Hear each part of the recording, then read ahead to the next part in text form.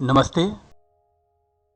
षड्यंत्र के इस भाग में हम निग्रह, जिसको हम किलिंग या घात भी कहते हैं, यहाँ शत्रुपत पक्ष के सेना अथवा त्रिमूर्ति अथवा सीमाओं पर प्रतिघात को हम समझेंगे।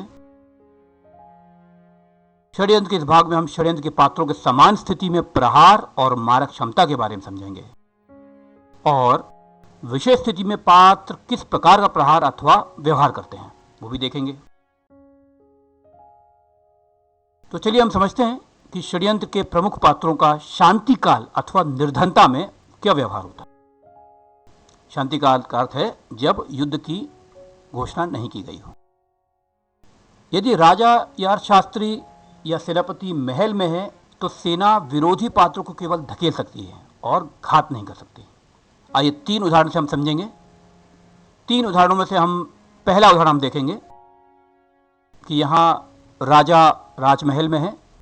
ऐसी स्थिति में शाम पक्ष का राजा है, उसके पक्ष के सैनिक विरोधी सैनिक पर घात नहीं कर सकते, केवल धकेल सकते हैं। देखेंगे आप, जो अश्वरथी है ये सफ़ेद रंग के पात्रों को केवल धकेल सकता है।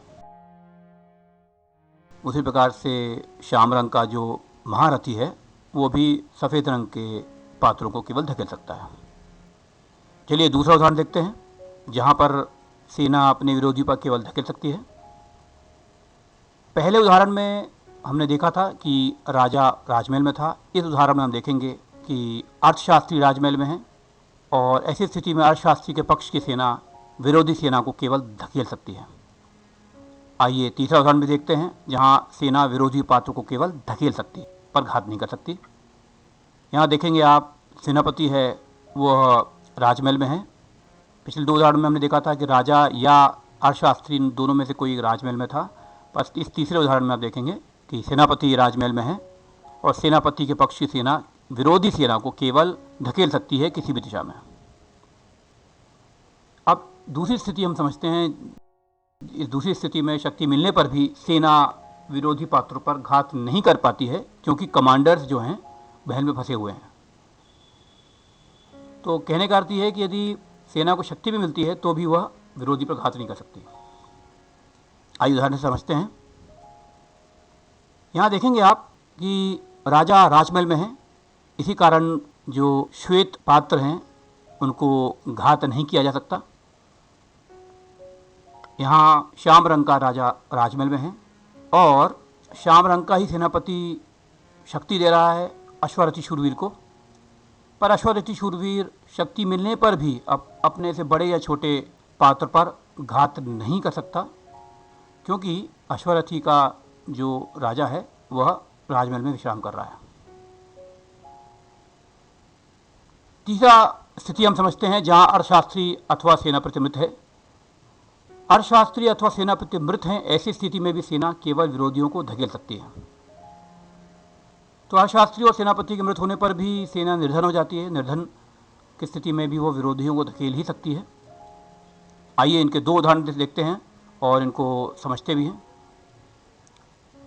इन 2 उदाहरणों में से पहला उदाहरण हम समझते हैं। आप इस चित्र में देख रहे होंगे कि आपको श्याम रंग का राजा दिख रहा है, श्याम रंग का सेनापति दिख रहा है, परंतु श्याम रंग का अर्थशास्त्री नहीं है। यहाँ अर्थशास्त्री मृत है। ऐसी स्थिति में भी श्याम रंग की सेना विरोधी पक्ष पर घात नहीं कर सकती, केवल धकेल सकती है, केवल धकेल ही सकती है। दूसरा उदाहरण देखते हैं। इस दूसरे उदाहरण में देखेंगे कि श्याम रंग का राजा जीवित है और महल में नहीं है। श्याम रंग का शास्त्री जीवित है और वो भी महल में नहीं है, स्वतंत्र हैं। परंतु श्याम रंग का सेनापति नहीं है, मृत है। ऐसी स्थिति में भी तो श्याम रंग की सेना विरोधी सफ़ेद रंग की सेना पर घात नहीं कर सकती, केवल धकेल सकती है। आइए षड्यंत्र के प्रमुख पात्र, उनका सामान्य व्यवहार को समझते हैं। सामान्य स्थिति में सेना अपने विरोधी पात्र को हमेशा धकेल सकती है।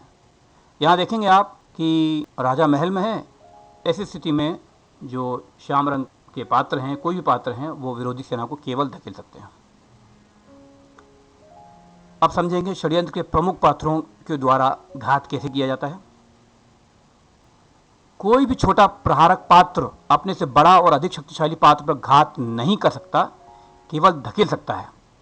ये सामान्य स्थिति है जहां पर वो अपने से बड़े शक्तिशाली पात्र पर घात नहीं कर सकता। आइए हम इनको 2 उदाहरण समझते हैं। पहला उदाहरण देखते हैं हम।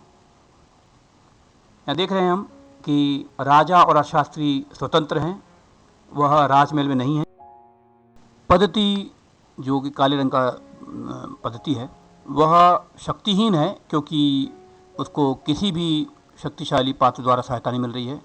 राजा भी नहीं दे सकता, अर्थशास्त्री भी नहीं दे सकता क्योंकि इसके बीच में एक सीमा है, बॉर्डर है।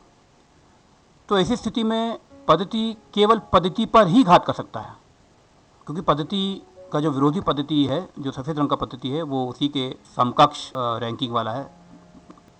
आप देख सकते हैं कि पद्धति केवल विरोधी पद्धति पे ही घात कर पा रहा है। आइए दूसरा उदाहरण समझते हैं। यहाँ पर देखेंगे आप कि पद्धति द्वारा विरोधी अश्वारथी शूरवीर पर घात करने का प्रयास किया जा रहा है, परंतु वो घात नहीं कर सकता क्योंकि पद्धति के पास शक्ति नहीं है। तो ऐसी स्थिति में देखेंगे आप कि पद्धति केवल विरोधी शूरवीर को धकेल सकता है क्योंकि वो शक्तिहीन है, पद्धति शक्तिहीन है। आइए दूसरी स्थिति समझते हैं, जहाँ पर इसी छोटे पात्र को यदि शक्ति मिल जाए तो किसी भी पात्र पर घात कर सकता है, चाहे वो राजा ही क्यों ना हो। इसको हम उदाहरणों से सीखते हैं। पद्धति किसी भी अपने से बड़े पात्र पर घात कर सकता है। आप यहाँ देख रहे होंगे कि पद्धति को शक्ति सेनापति के द्वारा मिल रही है, तो श्याम रंग का पद्धति शक्ति मिलने पर अपने से बड़े पात्र जो कि शूरवीर है, जो कि सफ़ेद रंग का शूरवीर या अश्वरथी है, इसको धकेल भी सकता है या उसको घात भी कर सकता है। दोनों में से कोई एक स्थिति उत्पन्न कर सकता है। पद्धति ने शूरवीर पर घात किया। इस चित्र के माध्यम से समझ जाएंगे कि पद्धति पहले अपने स्थान पे था और उसने शूरवीर पर घात कर दिया, और उसकी जो फाइनल स्थिति है या फाइनल स्टेज है, वहाँ पर वो आरूढ़ हो गया है, बैठ गया है। आइए हम दूसरे उदाहरण को समझते हैं, जहाँ गजोरोही के बारे में हमने थोड़ा सा समझाया है। गजोरोही यदि शक्तिहीन रहता है तो वह केवल पद्धति और गुप्तचर और गजोरोही पर ही घात कर सकता है। धकेलने को तो वो किसी भी विरोधी पात्र को धकेल सकता है, परंतु शक्तिहीन गजोरोही अपने रैंक के पात्र तक ही घात कर सकता है। शक्तिमान गजारोही पद्धति से लेकर राजा तक में घात कर सकता है या धकेल सकता है। तीसरे उदाहरण में हम अश्वरथी या शूरवीर को समझते हैं। शक्तिहीन अश्वरथी शूरवीर केवल पद्धति और गुप्तचर और गजारोही और शूरवीर इन तक ही घात कर सकता है, क्योंकि पद्धति, गुप्तचर, गजारोही और शूरवीर ये अश्वरथी शूरवीर के पद के नीचे हैं या उसके बराबर तक हैं। इनसे ऊपर की स्थिति के पात्र पर वो घात नहीं कर सकता, पर हाँ किसी भी विरोधी पात्र को धकेल सकता है। यदि अश्वरथी शूरवीर को शक्ति मिल जाए तो ऐसी स्थिति में वह पद्धति से लेकर राजा तक पर घात कर सकता है और धकेल तो सकता ही है।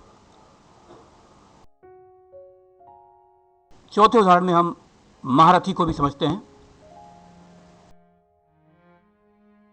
यदि महारथी शक्तिहीन है तो ऐसी स्थिति में वह केवल पद्धति या गुप्तचर या गजरोही या शूरवीर या महारथी तक पर ही घात कर सकता है, क्योंकि ये सब इन महारथी के पद के नीचे हैं या पद के बराबर है।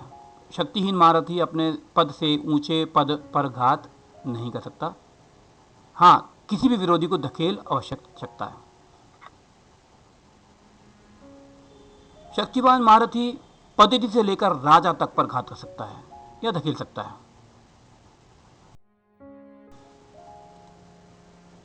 आइए हम पांचवें उदाहरण में सेनापति को समझते हैं। सेनापति यदि शक्तिहीन हो तो वह अपने पद से नीचे या पद के बराबर तक के पात्रों पर ही घात कर सकता है, जैसे कि पद्धति, गुप्तचर, गजारोही, शूरवीर और महारथी और सेनापति। यदि शक्तिहीन है तो वो सामान्य तौर पे राजा या अर्थशास्त्री पर प्रहार नहीं कर सकता। शक्तिवान सेनापति शक्ति मिलने पर पद्धति से लेकर राजा तक पर घात कर सकते हैं या धकेल तो सकते ही हैं। छठे उदाहरण में हम राजा को समझते हैं। शक्तिहीन राजा किसी भी विरोधी पात्र पर घात कर सकता है, क्योंकि राजा सर्वोच्च पद है। इसी कारण शक्तिहीन होने पर भी वह किसी भी पात्र पर घात कर सकता है और किसी भी विरोधी पात्र को धकेल भी सकता है। और शक्तिमान राजा शक्ति होने पर भी किसी भी पात्र पर घात कर सकता है, चाहे वो पद्धति से हो या राजा हो। कहने का अर्थ यह है कि राजा यदि शक्तिहीन हो या शक्तिमान हो, दोनों स्थिति में वह सर्वोच्च पदों पर आसीन पात्रों पर घात कर सकता है। सातवां और अंतिम उदाहरण में हम अच्छी को समझते हैं। ये विशेष पात्र हैं, विशेष स्थिति है। ध्यान दीजिए, गुप्तचर और अर्थशास्त्री प्रहारक नहीं हैं। गुप्तचर और अर्थशास्त्री शत्रु अभिनेता पर घात नहीं कर सकते। गुप्तचर और अर्थशास्त्री शत्रुपात को धकेल भी नहीं सकते। तीसरी स्थिति को हम समझते हैं, जहां पर छोटा पात्र यदि किसी पात्र को धकेल रहा है और विरोधी पात्र के हटने में रुकावट है, तो ऐसी स्थिति में छोटा पात्र विरोधी पात्र पर घात भी कर सकता है। यदि वो शक्तिहीन है तो भी वो घात कर सकता है, क्योंकि जब वो धकेल रहा है तो विरोधी पात्र हट नहीं पा रहा है। इसको हम उदाहरणों से समझते हैं। यहां पर आप देखेंगे कि जो श्याम रंग का गजारोही है वह सफ़ेद रंग के शूरवीर या अश्वरथी को धकेलने का प्रयास कर रहा है, परंतु धकेल नहीं पा रहा है, क्योंकि धकेलने की स्थिति में जो गंतव्य स्थान है वहाँ पर एक बाधा है। तो ऐसी स्थिति में आप देखेंगे जो बीच वाला जो शूरवीर अश्वरथी है वो फंसा हुआ है, वो उसको धकेल पाना संभव नहीं है। तो ऐसी स्थिति में जो गजारोही है वो शत्रु के पात्र का दमन कर सकता है, क्योंकि वो धकेला नहीं आ सकता। इसी उदाहरण के दूसरे भाग में हम देखेंगे कि गजारोही को शक्ति मिली है, तो गजारोही को सेनापति के द्वारा शक्ति मिलने पर गजारोही 2 कदम आगे भी चल सकता है, और 2 कदम आगे चलने पर इसने शत्रु पक्ष के सफ़ेद शूरवीर अश्वरथी को धकेलने का प्रयास किया है, परंतु धकेल नहीं पा रहा है, क्योंकि धकेलने की दिशा में एक पद्धति है। तो ऐसी स्थिति में भी गजारोही है शत्रु पक्ष की शूरवीर का दमन कर रहा है। यहाँ पर हम षड्यंत्र के घात की विशेष स्थितियों को समझेंगे। पहली स्थिति समझते हैं। विशेष ध्यान दीजिए कि कोई भी प्रहारक पात्र घात करने पर विरोधी पात्र या अभिनेता को समाप्त कर सकते हैं। ये हम पहले ही समझ चुके हैं। विरोधी पात्र के स्थान पर घात करते हैं तो वो उसके स्थान को ले लेते हैं। आइए उदाहरण समझते हैं।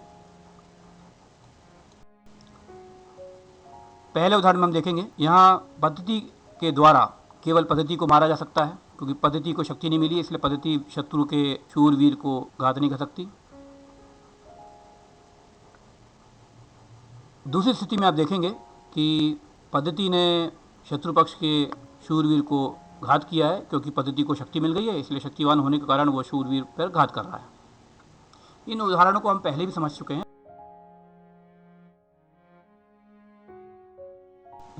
दूसरी विशेष परिस्थिति हम समझते हैं।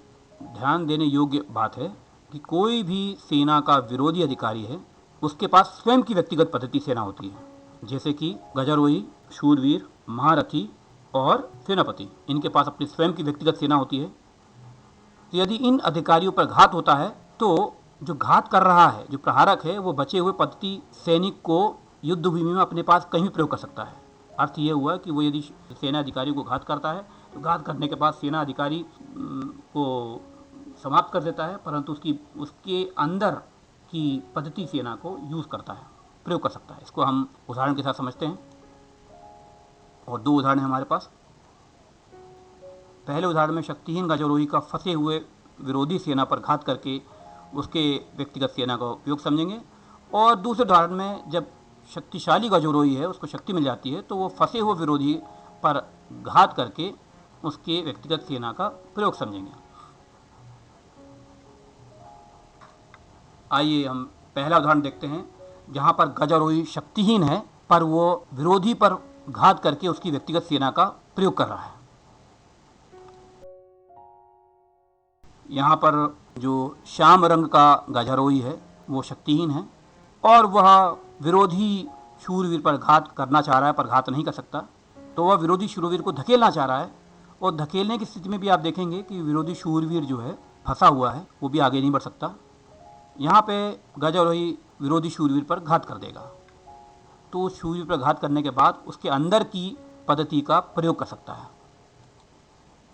देखिए आप, यहाँ पे गजारोही ने फंसे हुए शूरवीर पर घात कर दिया है और इन रेखाओं के माध्यम से जो दिख रही हैं 4 दिशाओं में, वह उस शूर के अंदर की पद्धति को प्रयोग कर सकता है। देखिए, अब आप देखेंगे कि गजारोही ने जो घात किया था शूरवीर पर, और घात करने के बाद उसके अंदर की जो पद्धति है उसका उसने प्रयोग करके एक स्थान पर रख दिया है। तो शूरवीर के बगल में एक स्थान खाली था, वहीं पर उसने पटक दिया है। तो जहाँ पर घात किया है उसके बगल में कोई भी खाली स्थान होता है, वहाँ पर उस सेना का प्रयोग किया सकता है, विरोधी सेना का प्रयोग किया सकता है। दूसरा उदाहरण देखते हैं जहाँ पर गजारोही को शक्ति मिल गई है और शक्तिशाली होने पर वो गजारोही फंसे हुए विरोधी पर घात करके उसके व्यक्तिगत पद्धति का प्रयोग कर सकती है। गजारोही को शक्ति मिल गई है और शक्ति देने वाला कौन है? सेनापति है। तो शक्तिशाली गजारोही 2 कदम चल के शूरवीर पर घात करना चाह रहा है या धकेलना चाह रहा है। यहाँ पर शक्तिशाली गजारोही बड़ी आसानी से विरोधी शूरवीर पर घात कर सकता है और विरोधी शूरवीर पर घात करने पर वह उसके स्थान पर जो उसकी बची हुई स्वयं की अंदर की पद्धति है, उन पद्धति को प्रयोग करके वो हरे रंग से चिन्हित जगह पर कहीं पर भी उस पद्धतियों को डाल सकता है। उन पद्धति सेना को इसलिए डाल सकता है क्योंकि वह जहाँ पर उन्होंने घात किया है उसके पड़ोस में किसी भी खाली स्थान में डाल सकता है। उसके अंदर की पद्धति है, उसको जहाँ पर घात किया गया है उसके आगे पीछे अगल बगल के खाली स्थान पर ही उसको प्रयोग किया जा सकता है। देखें आप, यहाँ पर देख रहे हैं कि गजारोही ने शूरवीर पर घात किया और शूरवीर पर घात करने के बाद शूरवीर के दाहिने तरफ एक खाली स्थान था, तो वहीं पर उसने शूरवीर के अंदर की पद्धति को डाल दिया।